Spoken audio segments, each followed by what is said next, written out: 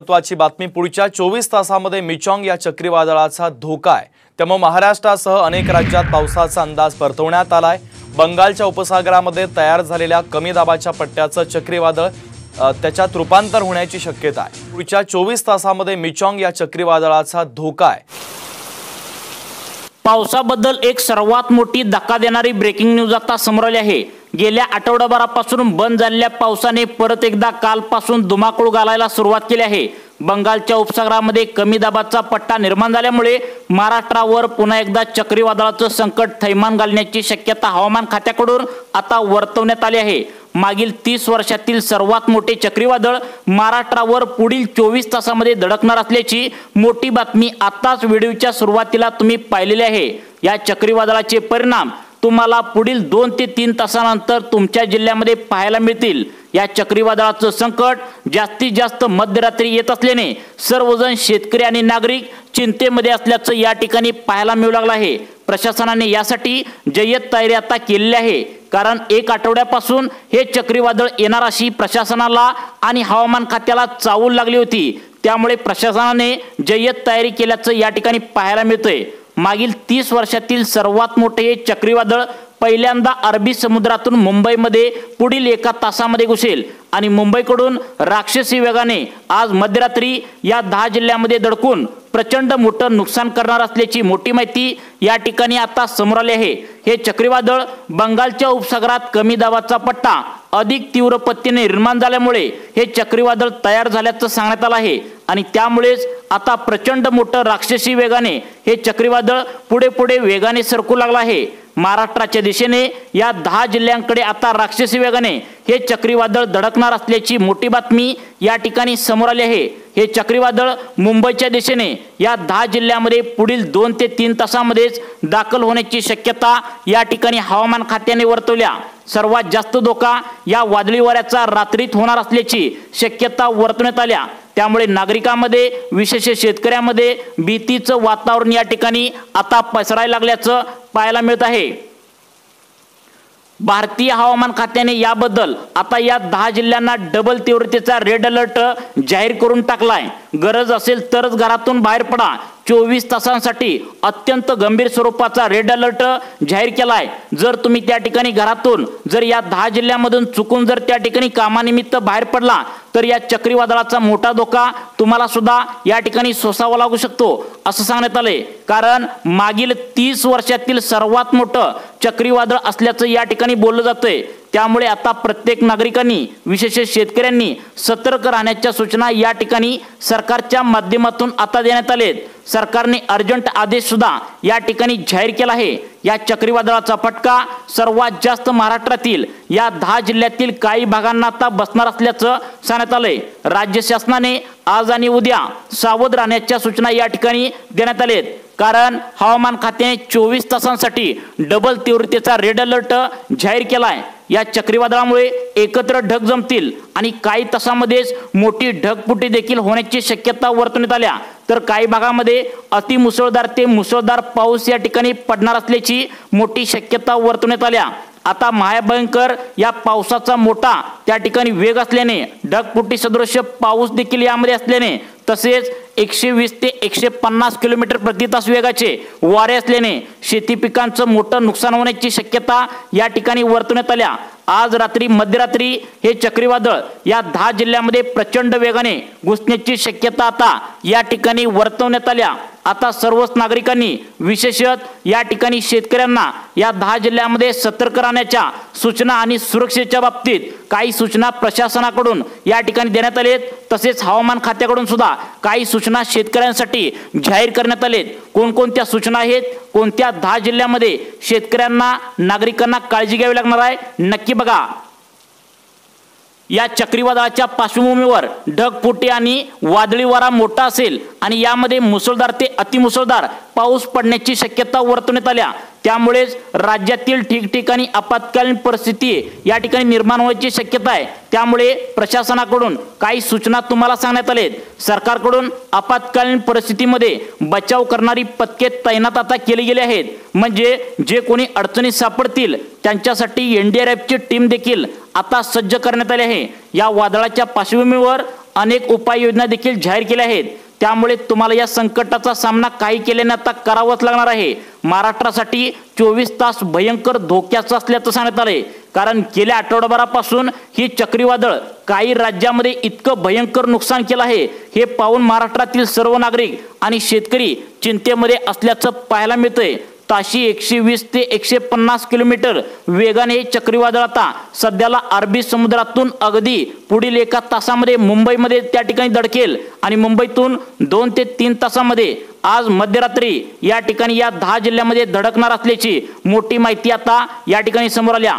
कोणत्या 10 जिल्ह्यामध्ये विशेष तुम्हाला काळजी घ्यायची आहे, नक्की तुम्ही या ठिकाणी बघायचं आहे। 10 जिल्ह्यापैकी तुमचा जर जिल्हा एखादा असेल यामधला, तर तुम्ही विशेष काळजी कशा प्रकारे घ्यायचं आहे याचं आव्हान हवामान खात्याकडून काय करण्यात आलंय, तसेच या 10 जिल्ह्यामध्ये कोणत्या भागामध्ये प्रचंड नुकसान होण्याची शक्यता वर्तवण्यात आल्या, कारण चक्रीवादळाचा पहिला टप्पा आज मध्यरात्री आता तुम्हाला या ठिकाणी दिसायला सुरुवात होईल। आता सध्याला या ठिकाणी वातावरण सध्याला झाल्याचं पाहायला बाहेर मिळू लागलं आहे। त्यामुळे संपूर्ण सविस्तर माहिती तुम्हाला व्हिडिओच्या माध्यमातून आम्ही सांगणार आहे। हे चक्रीवादळ कशा प्रकारे या ठिकाणी धडकेल, तुम्हाला त्या ठिकाणी सावधगिरी कशी बाळगायची आहे, कोणत्या 10 जिल्ह्यामध्ये सर्वाधिक त्या ठिकाणी परिणाम होणार आहे, 10 पैकी कोणत्या जिल्ह्यातील कोणत्या भागामध्ये सर्वाधिक धोका आहे, नेमकं किती वाजता हे चक्रीवादळ आता तुमच्या जिल्ह्यामध्ये कोणत्या जिल्ह्यामध्ये दाखल होणार आहे, नक्की तुम्ही आता पाहायचं आहे। सरकारच्या माध्यमातून विशेष काळजी घेण्याचं आव्हान या ठिकाणी केलं आहे। राज्य सरकारने काही उपाययोजना यासाठी आता केल्या आहेत। विशेष जर तुम्ही शेतकरी असाल तर तुमच्यासाठी देखील काही सूचना आणि त्या ठिकाणी उपाययोजना सांगितलेत। सरकारने त्या ठिकाणी तुम्हाला त्या पाळायला सांगितलेत। आता तुम्हाला या ठिकाणी सांगणार आहे की शेती पिकांची विशेष तुम्हाला काळजी घेण्यासाठी नेमकं काय काय सूचना आहेत, कारण काही जणांचं त्या ठिकाणी वेगवेगळे पिके असतात आणि त्या पिकांची काळजी कशी घ्यायची हे सुद्धा तुम्हाला या ठिकाणी आता सांगण्यात आलंय। त्यामुळे कोणकोणत्या सूचना या ठिकाणी पाळायचे आहेत, नेमकं तुमच्या जिल्ह्यामध्ये आज मध्यरात्री किती वाजता हे चक्रीवादळ दाखल होण्याची शक्यता आहे, आज मध्यरात्री या किती वाजता चक्रीवादळाच्या कोणत्या 10 जिल्ह्यातील कोणत्या भागात या ठिकाणी हवामान खात्याने रेड अलर्ट वर्तवण्यात आलाय। हवामान खात्याकडून जिल्ह्यानुसार किती वाजता तुमच्या जिल्ह्यामध्ये चक्रीवादळ घुसण्याची शक्यता आहे, टाइम काय दिलाय, नेमकं वेळ त्या ठिकाणी काय काय असणार आहे, सगळं सविस्तर तुमच्या जिल्ह्यानुसार, गावानुसार, तालुक्यानुसार ही सर्व माहिती तुम्हाला या व्हिडिओच्या माध्यमातून सांगणार आहे। हे चक्रीवादळ बंगालच्या उपसागरात अचानक तयार झालेल्या कमी दाबाच्या पट्ट्यामुळे तसेच समुद्राचा पृष्ठभागावरील तापमानवाढीमुळे एक कमी दाबाचा पट्टा अधिक तीव्र निर्माण झाल्यामुळे जो प्रचंड वेग धारण केलाय आणि त्यातूनच महाभयंकर 30 वर्षातील सगळ्यात मोठं चक्रीवादळ या ठिकाणी निर्माण झाल्याचं आता पाहायला मिळतंय। हवामान खात्याच्या अंदाजानुसार या चक्रीवादळाची तीव्रता सध्याला जर पाहायला गेली तर सध्याला हे चक्रीवादळ अरबी समुद्रामध्ये आहे आणि अरबी समुद्रात याचा वेग जर पाहायला गेला तर 90 ते 100 किलोमीटर प्रति तास सध्याला वेग आहे। परंतु ज्यावेळी पुढील 1 तासानंतर हे चक्रीवादळ आता अरबी समुद्रातून मुंबईमध्ये घुसेल त्यावेळी याचा वेग ताशी वाढणार आहे, म्हणजेच 90 ते 100 प्रति तास किलोमीटरवरून 120 ते 150 प्रति तास किलोमीटर इतका भयंकर वेग धारण करण्याची शक्यता या ठिकाणी आता वर्तवण्यात आल्या। त्याचं कारण म्हणजे एकदा का समुद्रातून हे चक्रीवादळ या ठिकाणी बाहेर पडलं तर याचा वेग प्रचंड ताकदीने वाढणार असल्याची शक्यता या ठिकाणी वर्तवण्यात आल्या। शेतकऱ्यांना आणि त्या ठिकाणी नागरिकांना 24 तासासाठी गंभीर इशारा देण्यात आलाय। आता सध्याला हे चक्रीवादळ अरबी समुद्रामध्ये दाखल झालंय आणि मुंबईकडून या 10 जिल्ह्यामध्ये आता हे चक्रीवादळ येण्याची शक्यता वर्तवण्यात आल्या। आता बघा, हवामान खात्याकडून सर्वाधिक धोका या 10 जिल्ह्यामध्ये सांगण्यात आलाय। आज 10 जिल्ह्यामध्ये मुंबईकडून हे चक्रीवादळ येऊन थैमान घालण्याची शक्यता आहे। राज्यातील 10 जिल्ह्यामध्ये जे नागरिक राहतात, जे शेतकरी राहतात, ते 24 तासांसाठी या ठिकाणी अजिबात घरातून बाहेर पडू नये असं आव्हान या ठिकाणी करण्यात आले।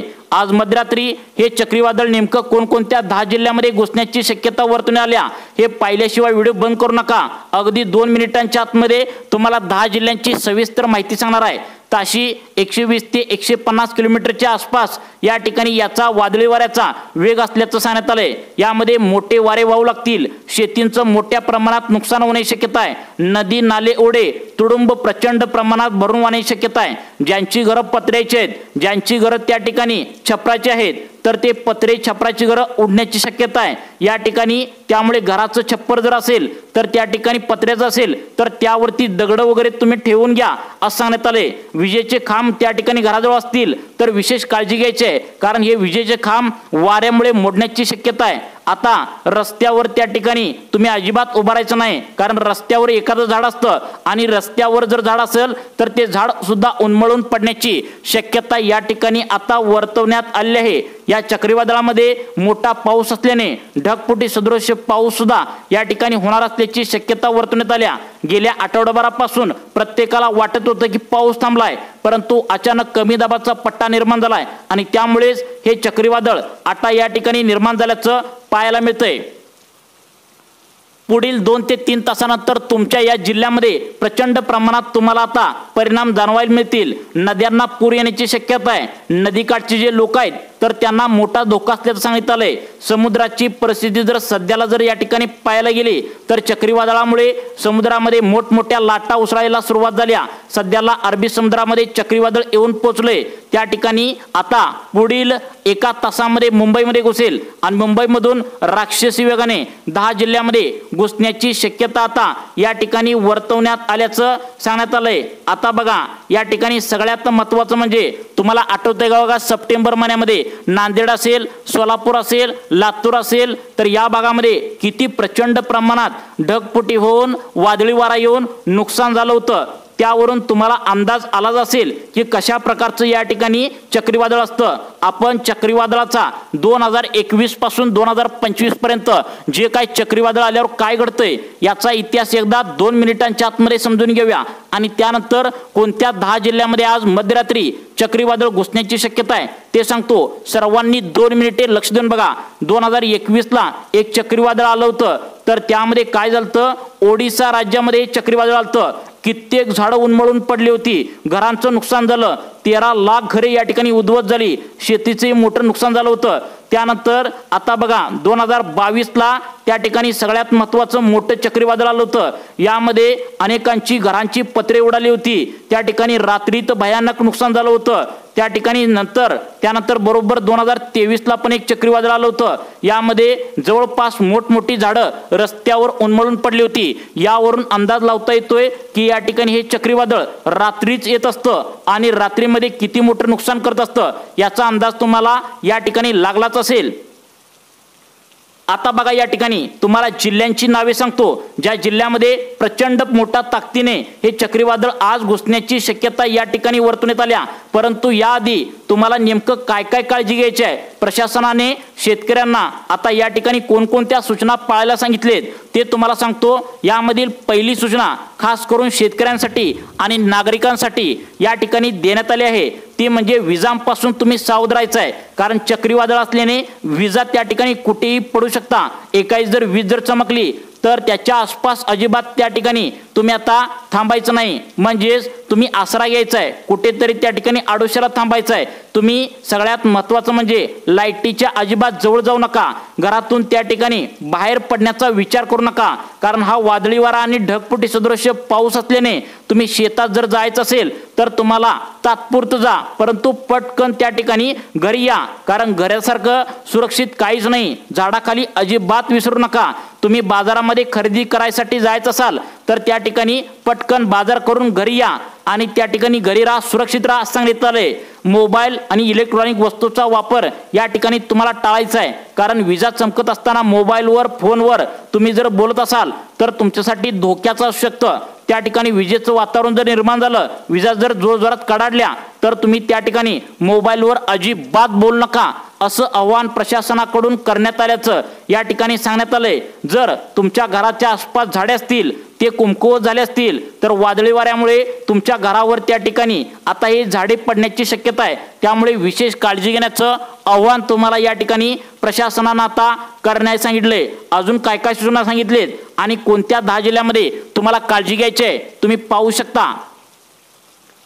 हवामान खात्याने आणि प्रशासनाने सांगितले, जर तुमची कागदपत्र महत्त्वाची असतील, जसं की आधार कार्ड, पॅन कार्ड असली कागदपत्र आता या पुराच्या पाण्यामध्ये वाहून जाण्याची शक्यता आहे, हवेमध्ये उडण्याची शक्यता आहे। त्यामुळे कागदपत्र व्यवस्थित सुरक्षित ठेवा। तुमच्या घरामध्ये जर गॅस वापरत असाल तर गॅसचे कनेक्शन, त्या ठिकाणी विजेची उपकरणं तात्पुरती तुम्ही आता त्या ठिकाणी बंद करायचं आहे। त्याचं कारण म्हणजे आता वादळी वारा रात्रीत कधी पण येऊ शकतो आणि यामध्ये मोठं नुकसान होऊ शकतं। त्यामुळे गॅसचं कनेक्शन बंद करून झोपा। तसेच तुम्हाला या ठिकाणी आता तुमचं लाईटचं कनेक्शन मेन स्विच बंद करायला या ठिकाणी तुम्हाला सांगितलंय। मोबाईल चार्जिंग आत्ताच करून ठेवा, कारण हा चक्रीवादळाचं संकट असल्याने लाईट सुद्धा त्या ठिकाणी MSCB घालवू शकते। त्यामुळे मोबाईल तुम्हाला आत्ता चार्जिंग करून फुल ठेवायचं आहे। आता बघा सगळ्यात महत्त्वाचं, आता मध्यरात्री कोणत्या 10 जिल्ह्यामध्ये हे चक्रीवादळ धडकण्याची शक्यता आहे। आता या वादळी वाऱ्याचा फटका कोणकोणत्या जिल्ह्यांना तुम्हाला आता त्या ठिकाणी बसणार आहे याची यादी तुम्हाला सांगण्यास सुरुवात करत आहे। तर बघा या ठिकाणी पहिला जिल्हा सांगण्यात आलाय तो म्हणजे या ठिकाणी वादळी वाऱ्यासह मोठा पाऊस 24 तासामध्ये पडणार असल्याची शक्यता आहे।